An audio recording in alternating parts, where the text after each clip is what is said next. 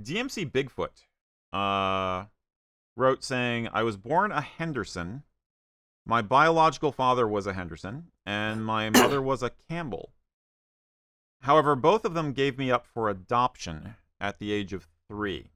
Okay. My mother passed on before I knew I was adopted. My adoptive dad is a Cunningham. I'm kind of torn as to what to wear. Okay.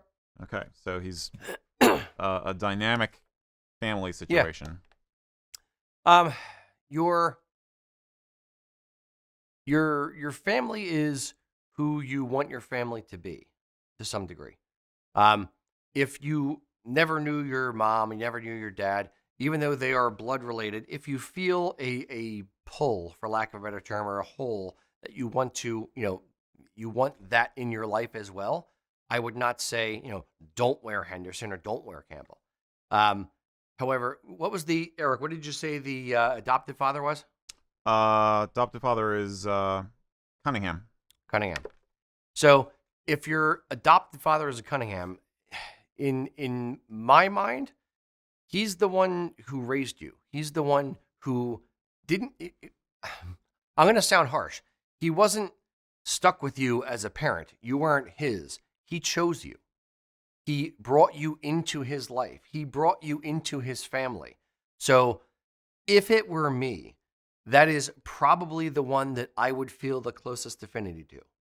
If you're thinking about, what tartan to wear, and you're actually, you're thinking thoughtfully about it. It's not just yeah, I'll pick that one. It's you want it to mean something. What I would say is this. I would actually go to your not your stepfather, excuse me, go to your father, your adopted father, and explain to him where you're at with it and say, look, I know I'm a Henderson through blood. I know I'm Campbell through blood.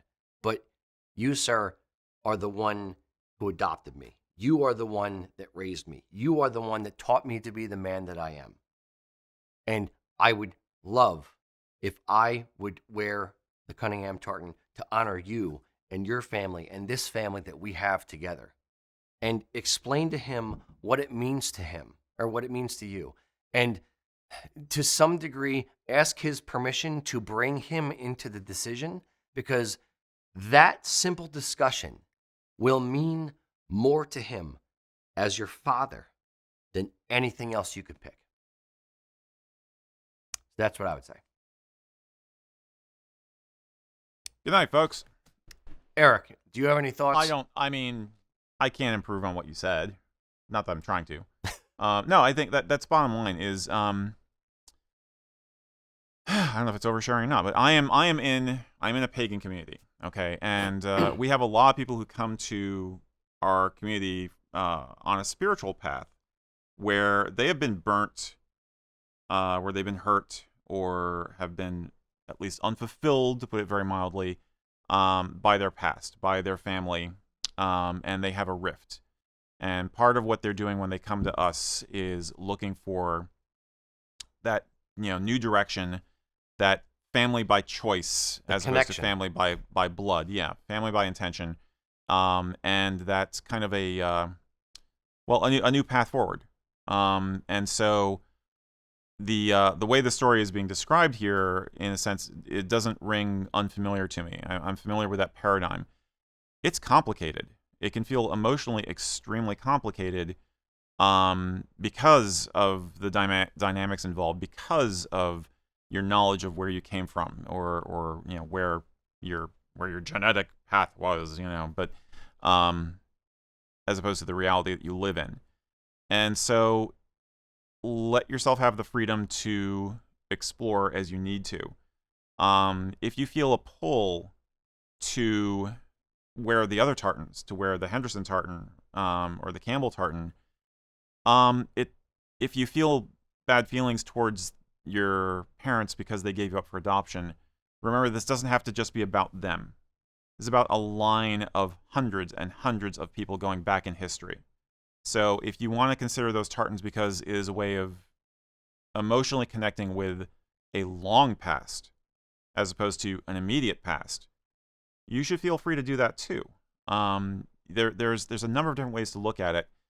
the trick, I think, is to make sure that you feel like you are fulfilling a need for yourself in the process. That by choosing to wear a garment, which seems like a really simple and almost surface level trivial thing, right? It can be a tool for self-examination. It could be a tool for growth. It can be a tool for forgiveness. It's weird to say, but from a philosophical and spiritual standpoint, something that's very simple like that can actually be very, very powerful and very effective, and it'll benefit you in the future. So I think you could honestly do both. I mean, there's advantages to both. I think that what you said is more important. I think there is some value to acknowledging the deeper roots, as well as the current life. No, You know what I I mean? agree. Yeah. It's 100%. I agree. Yes, and I love your thought on you're not just talking about your parents, you're talking about your entire lineage and hundreds of years. How you, without all of those people existing, you wouldn't be here. Right. So you're acknowledging both your historic past as well as your current past and your current situation with your individual father. So no, there is room for both. But that open, honest, like heart stringy type discussion, as weird as it sounds, I think it would. The reason I would push you to do it and have that discussion is because in a weird way you're giving him a gift. Period. You're giving him acknowledgement of the job that he's done, the sacrifices he's made, who he is as your father. You're acknowledging that in a world where those types of things go unacknowledged for most men or most women. Mm-hmm. So it's a way to connect with him on a completely different level and give him a gift, an emotional gift that he is going to take with him to the grave. Hopefully he doesn't die soon. Yeah. But he will carry with him the rest of his life. It's a better way of saying it. Yeah. No, I think there's I guess that there's opportunities here. Yeah. Don't feel nervous about it, and don't get down on yourself about any of it. Yeah. Be confident with whatever choice you make. And the bigger picture is, don't wait until somebody is dying or dead to tell them how you feel about them. Right. While they are here, while they are in front of you, while you can hug them and kiss them, tell them now that you love them and what they mean to you, because that means more, and you will never regret doing that, but you will regret not doing it. Mm-hmm. That's all I have to say about that. Do you want to join this community that we're creating? If you do, go check out our Facebook group. Go over to Facebook and check out Kilts and Culture and join the community and tell us what you are doing and how you are wearing the kilt in your life.